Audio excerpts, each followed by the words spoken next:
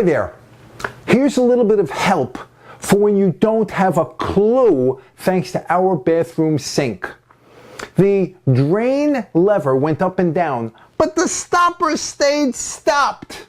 Now, I wasn't going to call a plumber for such a small problem, but truthfully, I don't fit underneath so well now, do I? But that might not be a bad thing because it's pretty gross down there. But I took a good look until I understood the situation. The handle touched the lever. The lever went inside the drain pipe, and inside the pipe it made the stopper go up and down. It seemed easy, but the stopper was broken, and the plumbing supply store, of course, only sold the entire drain. It was only $20, so it wasn't bad. It took me about an hour to replace everything. I needed 3 different wrenches, thank God I had them. But when I was finished, it leaked. I had forgotten to tighten 2 of the connections.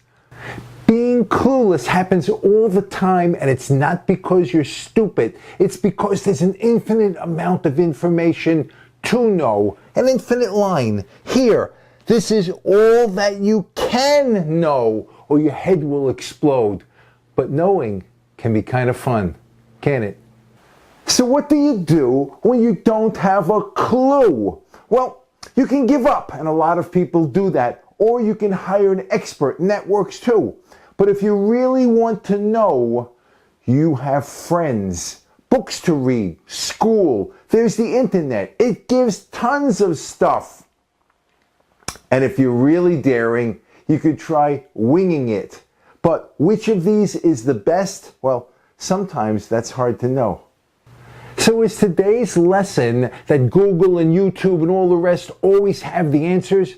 I don't think so. Remember our video on Fermi questions. Today's lesson is very simple.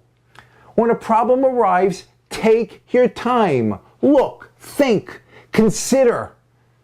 Do some research, make a list. Think about the resources you have and what alternatives there are. Make a plan, then execute. Do not rush. Why is it that it seems there's not enough time to do it right, and yet there's always enough time to do it over? Measure twice, cut once. I am Mike of the Be More Better team. Thank you for watching. We really appreciate it. Please comment, like, subscribe if you haven't, but always, always be more better. Body, mind, and spirit, and then be even more better when you share, perhaps, of yourself when someone else doesn't have a clue. And by the way, sometimes things happen unexpectedly and you don't have time to react, but they might be predictable. Like, what do you do if there's a fire? Make a plan. The more plans you have, the better. And by the way, scientists have built a machine that can hit 7.3 trillion degrees. You heard that right, with a T. What's the hottest possible temperature? It's called the Planck temperature, and it has 32 zeros in it. The amount of information you can know goes on and on and on and on. The amount of information you want to know, now that's a different question, isn't it?